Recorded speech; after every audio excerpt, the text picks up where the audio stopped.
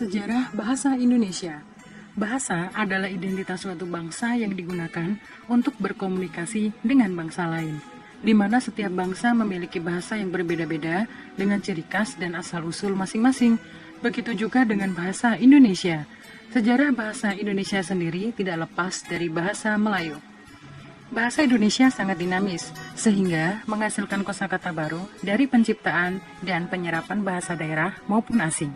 Salah satu bahasa yang datang dari luar adalah bahasa Inggris, di mana bahasa Inggris adalah bahasa internasional yang digunakan sebagai komunikasi antar bangsa. Sehingga tidak heran, banyak orang yang belajar untuk menguasai bahasa Inggris.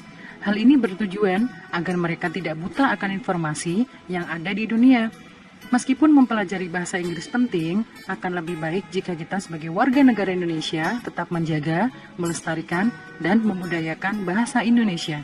Untuk lebih memperdalam bahasa Indonesia, kita harus mengetahui sejarah bahasa Indonesia dan perkembangannya hingga saat ini, di mana bahasa Indonesia menjadi bahasa pemersatu penduduk Indonesia yang sangat beraneka ragam. Hal-hal yang akan kita pelajari, yang pertama, sejarah bahasa Indonesia. Yang kedua, bahasa Melayu sebagai dasar bahasa Indonesia. Yang ketiga, fungsi bahasa Melayu. Yang keempat, faktor pengangkatan bahasa Melayu menjadi bahasa Indonesia. Yang kelima, perkembangan bahasa Melayu. Yang keenam, perkembangan bahasa Indonesia. Dan yang terakhir, penyempurnaan ejaan bahasa Indonesia. Sejarah bahasa Indonesia. Bahasa Indonesia lahir pada tanggal 28 Oktober 1928, di mana pada tanggal tersebut para pemuda dari seluruh pelosok Nusantara berkumpul dan berikrar Sumpah Pemuda yang isinya 1. Bertumpah darah yang satu, tanah Indonesia. 2. Berbangsa yang satu, bangsa Indonesia. Dan 3. Menjunjung bahasa persatuan, bahasa Indonesia. Dengan Sumpah Pemuda itulah bahasa Indonesia kemudian dikukuhkan menjadi bahasa nasional. Kemudian pada tanggal 18 Agustus 1945, bahasa Indonesia menjadi bahasa negara dan terkandung dalam Undang-Undang Dasar 1945 bab 15 pasal 36.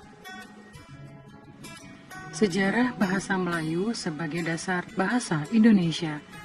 Sejarah bahasa Indonesia sangat erat kaitannya dengan bahasa Melayu.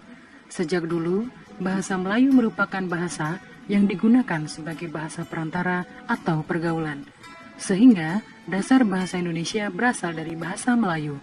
Awal mulanya adalah ketika Kerajaan Sriwijaya maju ke wilayah Asia Tenggara menggunakan bahasa Melayu kuno sebagai bahasa perantara dengan kerajaan lain.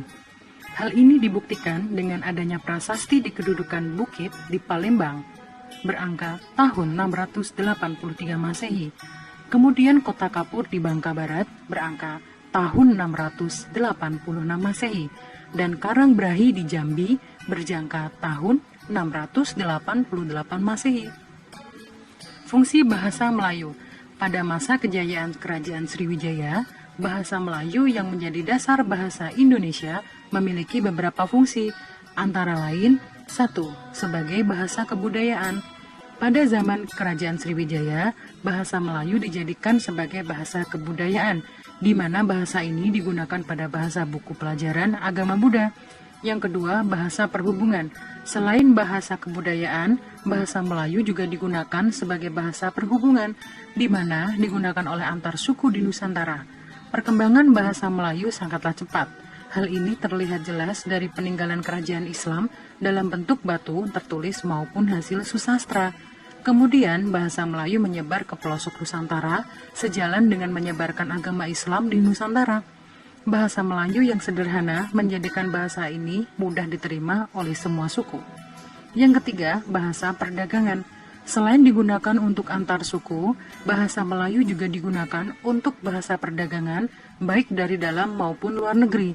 Perkembangan bahasa Melayu yang pesat ke antar pulau, antar suku, antar bangsa, membuat bahasa ini juga berkembang di wilayah antar pedagang. Apalagi bahasa Melayu tidak mengenal tingkatan tutur. Yang terakhir, bahasa resmi kerajaan. Kerajaan-kerajaan Indonesia menggunakan bahasa Melayu sebagai bahasa dalam kesehariannya. dan digunakan untuk bahasa antar kerajaan di Nusantara. Faktor pengangkatan bahasa Melayu menjadi bahasa Indonesia. Perkembangan bahasa Melayu semakin pesat, hingga bahasa ini dijadikan sebagai bahasa Indonesia. Terdapat 4 faktor yang menyebabkan bahasa Melayu menjadi bahasa Indonesia. 1. Dari dulu, bahasa Melayu digunakan sebagai bahasa pengantar di Indonesia. 2. Bahasa Melayu memiliki sistem yang sederhana sehingga mudah dipahami dan dipelajari. 3. Perkembangan bahasa Indonesia. Sejarah bahasa Indonesia berawal dari bahasa Melayu yang disahkan menjadi bahasa persatuan ketika Sumpah Pemuda tahun 1928. Perkembangan bahasa Indonesia didorong oleh kebangkitan nasional, di mana di dalamnya terdapat peranan-peranan penting pada kegiatan politik, perdagangan, surat kabar, maupun memodernkan bahasa Indonesia.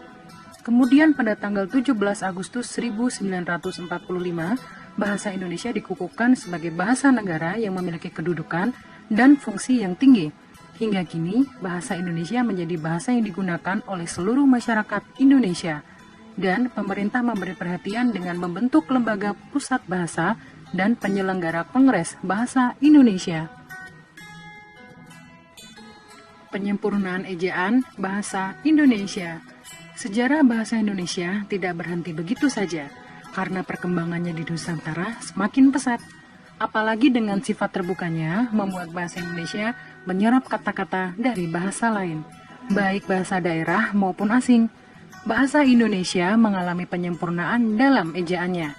Berikut ini tahapan perkembangan ejaan bahasa Indonesia. 1. Ejaan Van Ophusen tahun 1901.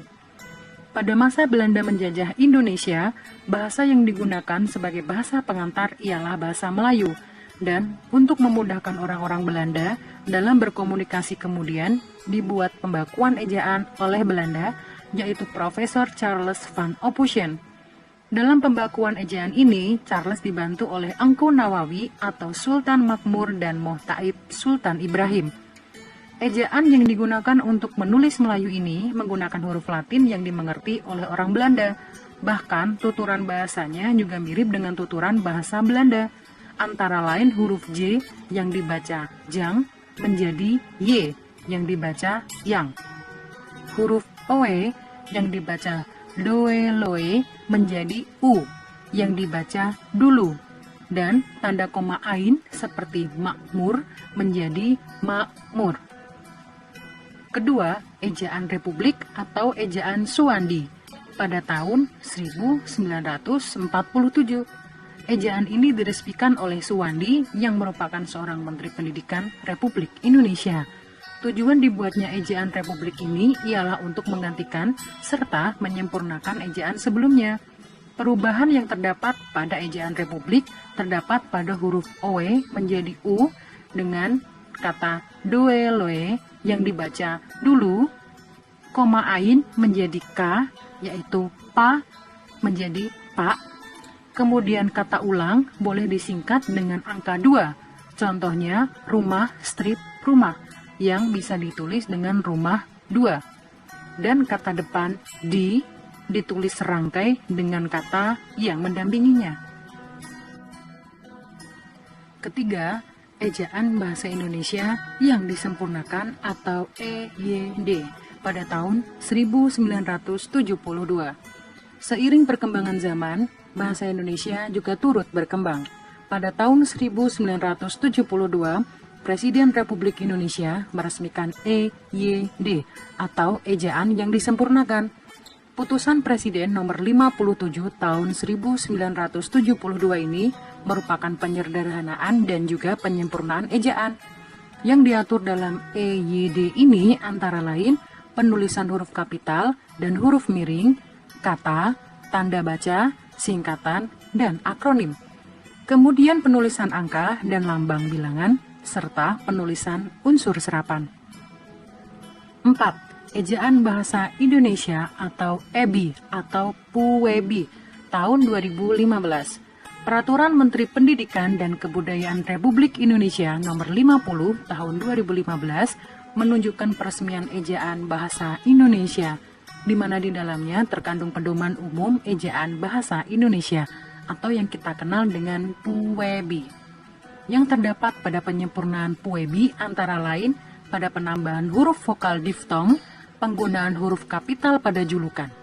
Selain itu, penggunaan huruf tebal pada penulisan lema dan sublema dalam kamus juga dihapuskan dalam ejaan. Bahasa Indonesia bukan sekedar bahasa yang dibentuk begitu saja. Namun, dalam sejarah bahasa Indonesia, pembentukan bahasa ini mengalami perjalanan yang panjang. Sehingga kita sebagai warga Indonesia harus bangga dengan bangsa dan bahasa kita. Apalagi bahasa Indonesia menjadi bahasa yang dipandang unik oleh negara-negara lain, dikarenakan Indonesia yang memiliki banyak sekali suku, namun hanya bahasa Indonesia yang menjadikan pemersatunya. Nah, itulah informasi sejarah bahasa Indonesia yang bisa kita teladani. Sudah sepatutnya kita bangga dalam menggunakannya di kehidupan sehari-hari kita.